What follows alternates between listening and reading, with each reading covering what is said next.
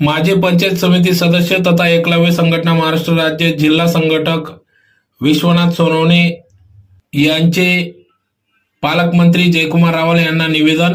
दिनांक 10 जुलै 2025 रोजी दुपारी 1 वाजेच्या सुमारास जिल्हा पोलीस अधीक्षक श्रीकांत दिवरे यांना निवेदन देण्यासाठी विश्वनाथ सोनवणे हे गेले असता निवेदन स्वीकारून त्यांनी 8 वाजेपर्यंत पोलीस अधीक्षक कार्यालयात काही कारण न सांगता बसवून ठेवले. पोलीस अधीक्षक यांनी गुन्हेगारासारखी वर्तणूक या ठिकाणी देऊन अवैध धंद्यांच्या ठिकाणी विश्वनाथ सोनवणे यांना पाठविले.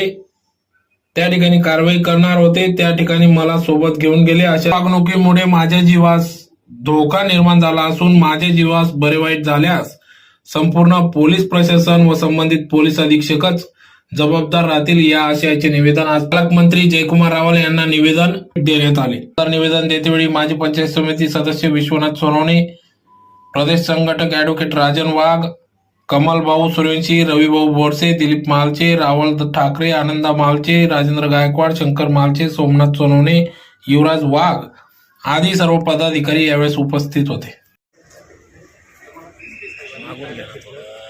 8 वाजेपर्यंत आपण बसून ठेवलं आणि जिथं रेड करायची तिथं मला सोबत घेऊन गेलं. म्हणजे आता जे लोक धंदे करतात ते माझ्या जीवावर उठले, त्याच्यामुळे माझ्या जीवाला कमी जास्त झालं त्याला जबाबदार पडलो.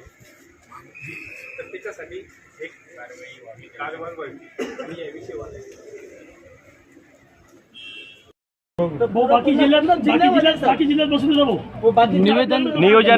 नियोजन सभागृहात पत्रकारांना बातमी करताना थांबवलं जातं, एंट्री दिल्या जाते. भाऊ हा आमचा प्रश्न आहे. मॅडम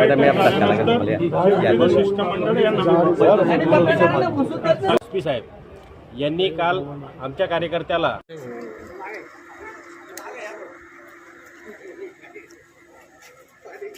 दोरकर मागे था.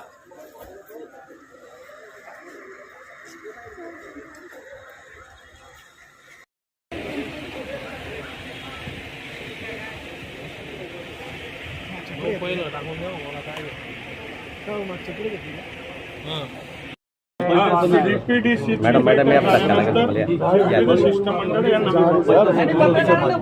एकलव्य संघटनेकडनं धुळे जिल्ह्याचे पालकमंत्री यांना निवेदन देण्यात आलं होतं.